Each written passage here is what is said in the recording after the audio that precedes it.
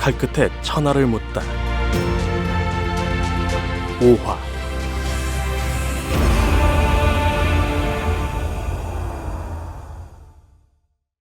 무관을 나왔을 때는 해가 뉘엿뉘엿 지고 있었다. 한참을 걷다 보니 수로가 내려다 보이는 언덕배기에 낡고 오래된 반점 하나가 나타났다. 하담 반점. 노을이 지는 곳에 자리한 반점이라는 뜻이다. 그 옛날 동무들과 함께 못된 놈들을 혼내주고 돌아오는 날 밤이면 그녀가 이곳까지 마중을 나와 있곤 했다. 그녀는 말없이 반점으로 이끌었고 매운 단단면을 사주었다.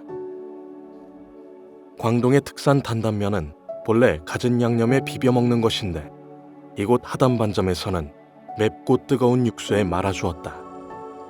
그 맛이 얼마나 기가 막힌지 뇌주를 떠나 있는 7년 동안 가장 생각났던 게 바로 저 단단면이었다. 식사를 끝내고 일어날 때까지도 동무들과 뿔뿔이 흩어져 집으로 돌아가는 길에도 그녀는 아무것도 묻지 않았다. 말없이 앞장서서 갈 뿐이었다. 언젠가 딱 한 번 말을 한 적이 있었다. 밥은 꼭 먹고 다녀. 전낭을 뒤집어 보니 철전 2냥이 나왔다. 거지가 따로 없군. 적사는 피식 웃으며 반점을 지나쳤다. 그리고 얼마 지나지 않아 모퉁이를 돌아 사라졌다. 그가 사라진 골목길로 한 무리의 사람들이 들이닥쳤다. 적사는 뒤늦게 천천히 모습을 드러내며 입구를 막아섰다. 등에는 여전히 커다란 주춧돌과 장검을 쥐고 맨 상태였다. 왜 뒤를 밟는 거지? 적은 모두 셋. 초립을 눌러 쓴 상태에서 둘은 왼손에 석자가량의 칼을 쥐고 하나는 짧은 판부를 쥐고 있었다. 반질반질 윤이 나는 것이 손잡이까지 철로 만들어진 것이 틀림없었다. 사득공을 죽였다지. 가운데 있던 사내가 물었다. 놈의 졸개들인가? 사내가 훗하고 웃음을 흘리더니 말했다. 여자와 여곽에서 무엇을 했지? 여자. 범선에서부터 따라다닌 그 여자를 말하는 게다. 내가 뭘 하든 너희가 무슨 상관이지? 짧게 말하겠다. 우리가 원하는 건 여자가 너에게 맡긴 물건이다. 그것만 넘겨주면 조용히 물러가지. 적사는 눈매를 좁혔다. 뭔가 쓸데없는 일에 휘말렸다. 정리를 해보자. 정체를 알 수 없는 놈들이 여자가 지닌 물건을 노리고 있다. 그걸 자신에게 와서 찾는다는 것은 여자를 이미 잡았고 그녀에게서 발견하지 못했다는 뜻이다. 이제야 알겠다. 여자가 왜 그렇게 뒤를 졸졸 따라다녔는지, 왜 얼토당토하는 소리를 해대며 악착같이 함께 있으려고 했는지. 그때도 그녀는 놈들에게 쫓기고 있었던 것이다. 살기 위해 몸부림치고 있었던 것이다. 여자는 아직 살아있나? 내가 너무 어렵게 설명했나 보군. 좌우에 있던 2명의 초리빈이 빗살처럼 신형을 쏘아왔다. 발두와 동시에 2자루의 칼끝이 옆구리를 노리고 날아들었다. 예사롭지 않은 몸놀림. 순간 적사는 한 줄기 바람이 되었다. 땅! 좌방의 도신을 중지로 튕겨낸 후 놈의 목에 위치한 염차련을 수도로 찔렀다. 동시에 팔꿈치를 벼락처럼 꺾어 턱을 가격하고 바깥으로 튕겨나가는 왼쪽 뺨을 손등으로 후려쳤다. 퍽퍽! 쌍수로 좌방의 놈을 공격하는 동안 우각은 우방에 있는 놈의 무릎을 비껴찍고 있었다. 뚝 하는 소리와 함께 놈의 하체가 허물어졌다. 빙글 돌아선 적사는 놈의 칼을 쥔 우수를 바깥에서 안쪽으로 휘감은 다음 꺾어 올렸다. 위 팔뼈를 부러뜨리며 솟구친 손은 마지막으로 놈의 뺨을 감싸 바닥에 그대로 패대기 쳐버렸다. 뚜둑! 퐁! 조금 긴 하나의 소리처럼 연속적으로 울린 타격음 끝에 드러난 광경은 처참하기 짝이 없었다. 한 놈은 아래턱이 빠진 상태에서 목을 잡고 꺽꺽 버둥거렸고, 다른 한 놈은 팔과 다리가 부러진 상태에서 피투성이가 된 얼굴을 바닥에 쓸고 있었다. 그야말로 찰나지간에 벌어진 참상. 꿀꺽. 홀로 남은 초리비는 마른 침을 삼켰다. 17살에 처음 도끼를 잡은 이래 이토록 빠르고 실전적인 권총은 본 적이 없었다. 더구나 저 커다란 돌덩어리를 짊어지고서 대체 무슨 무예가? 적사는 남은 초리빈을 향해 저벅저벅 걸어갔다. 언감생심 자신의 상대가 아님을 알아차린 초리빈이 뒤돌아 달아나기 시작했다. 격보. 바닥을 짧게 박찬 적사는 담벼락을 수평으로 타고 달리다 사선으로 솟구쳤다. 백근의 돌덩어리를 짊어진 상태에서도 그의 몸은 바람처럼 표표했다. 제공 상태에서 뒷덜미를 잡아채려는 순간 놈이 벼락처럼 돌아서며 허공을 향해 판부를 크게 휘둘렀다. 단 일수에 끝낼 심산. 묵직한 바람이 훅 몰아쳤다. 적사는 공중제비를 돌며 도끼를 어깨너머로 흘려보낸 후 놈의 앞에 뚝 떨어졌다. 동시에 좌각을 놈의 가랑이 사이에 찔러 넣어 좌우의 정강이를 뚝뚝 부러뜨렸다. 좌수와 우수는 상체를 폭풍처럼 훑고 있었다. 퍼퍼퍼퍼. 진창으로 털썩 무너지는 놈의 머리통에서 초립이 떨어져 나갔다. 양다리는 부러져 안쪽으로 꺾였고 함몰된 가슴과 얼굴은 만신창이가 따로 없었다. 갈비뼈가 3대나 부러지고 광대뼈가 내려앉았으니 양손이 멀쩡한들 도끼를 들 수가 있나. 사내가 피를 한 바가지나 쏟아냈다. 뭐하는 놈들이냐? 내 놈은 반드시 죽을 까. 여자는 어디에 있지? 순간 바깥으로부터 번쩍이는 섬광이 날아들었다.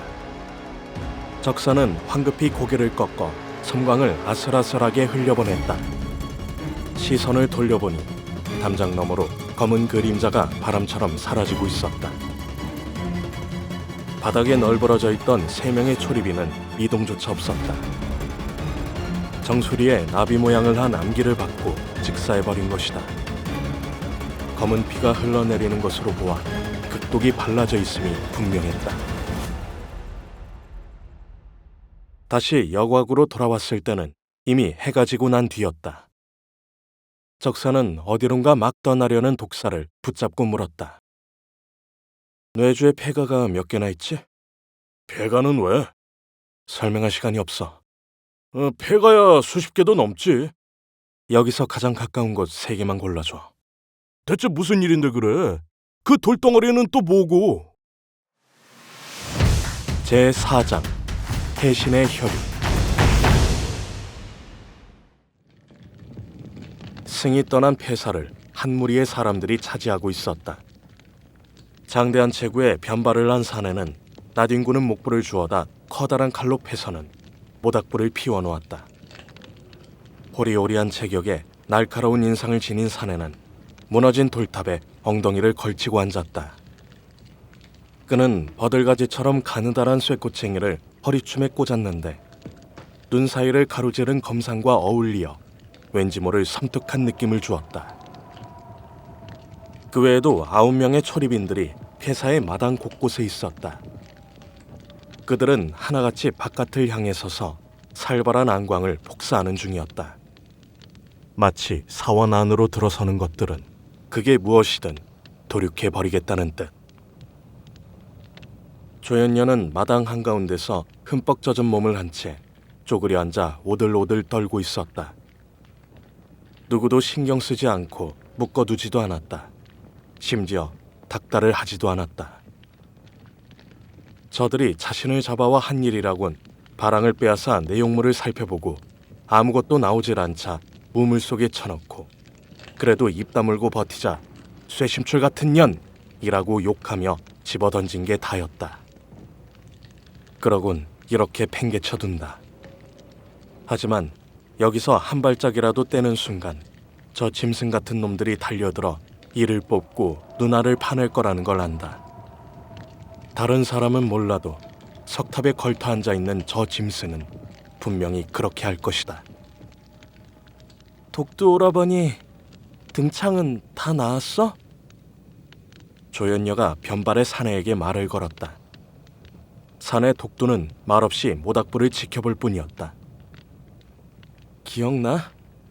오라버니 등에 창이 생기면 내가 종기를 짜주곤 했잖아.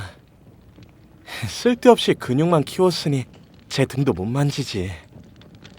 할아버지께서 그러시는데 근육 덩어리들은 원래 싸움을 잘 못한대. 독도 오라버니는 아주 특이한 경우라고 그러면서 말씀하셨지. 독도 오라버니가 근육을 조금만 줄였어도 괴물이 되었을 거라고. 아차! 와서 불을 쬐도 된다. 독두가 무심히 말했다. 그랬다간 교룡 오라버니가 저 꼬챙이로 날 꿰어다 구워버릴걸? 내가 그러지 말라고 할게. 이길 수 있어? 계집, 까불지 마라. 석탑을 깔고 앉은 산에 교룡이 말했다. 목구멍에 무슨 문제가 있는지 칼처럼 차갑고 음산한 목소리가 밤 공기를 갈랐다. 조연녀는 모닥불로 다가와 겹불을 쬐었다. 물건을 넘기지 않으면 죽어. 독두가 목불의 머리통을 모닥불 속에 툭 던져 넣으며 말했다. 알아. 내가 할 수도 있고. 그것도 알아. 조연녀는 잠시 생각을 하고는 물었다. 그런데 내가 넘겨준다고 살려줄까?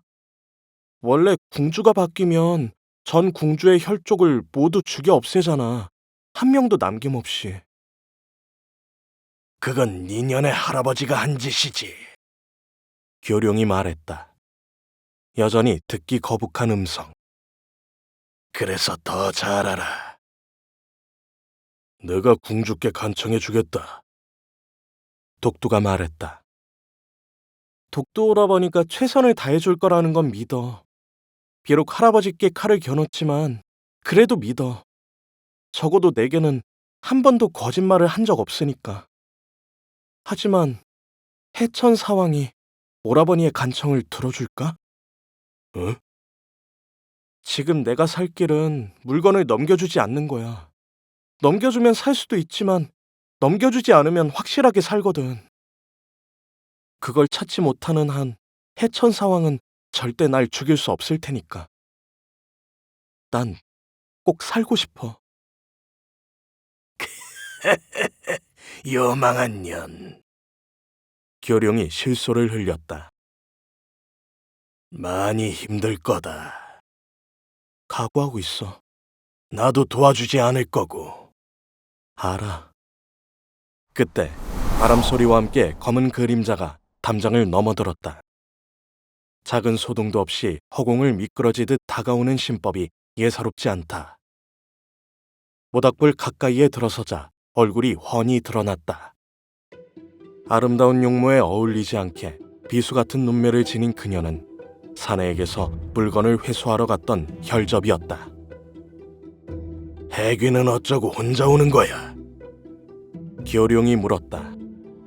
독두, 교룡, 혈접, 해귀는 그들이 서로를 부르는 호칭일 뿐 바다의 형제들은 여기에 각각 도, 검, 수, 부라는 글자를 덧붙인다.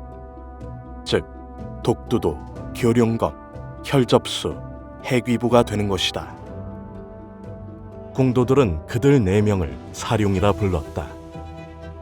바다를 오가는 상인들 사이에서는 그야말로 사신과도 같은 이름들. 혈접수는 장내에 들어서자마자 이런 방구도 없이 모닥불가로 다가갔다. 무언가 불길한 예감을 느낀 독두도와 교룡검 그리고 조연녀까지 자리에서 일어났다. 짝! 혈접수가 조연녀의 뺨을 사정없이 후려쳤다. 내공이 실린 일격. 고개가 팩 돌아간 조연녀는 2걸음이나 옮겨갈 정도로 휘청거렸다. 하지만 그것도 잠시. 도끼 가득한 눈으로 혈접수를 노려보았다. 또다시 터지는 뺨따귀. 여전히 도끼 눈으로 혈접소를 노려보는 조연녀. 짜! 짜! 짜! 무려 5번의 뺨을 때리는 사이 조연녀의 입안은 피투성이가 되어버렸다. 핏물이 입가를 타고 흘러 앞서풀 붉게 적실 때까지도 조연녀는 혈접소를 노려보는 눈에서 도끼를 거두지 않았다. 무공으로는 질지언정 기세로는 절대 지고 싶지 않았다. 더구나 할아버지와 해천사왕 사이를 몰래 오가며 몸을 굴리던 계집 따위에게는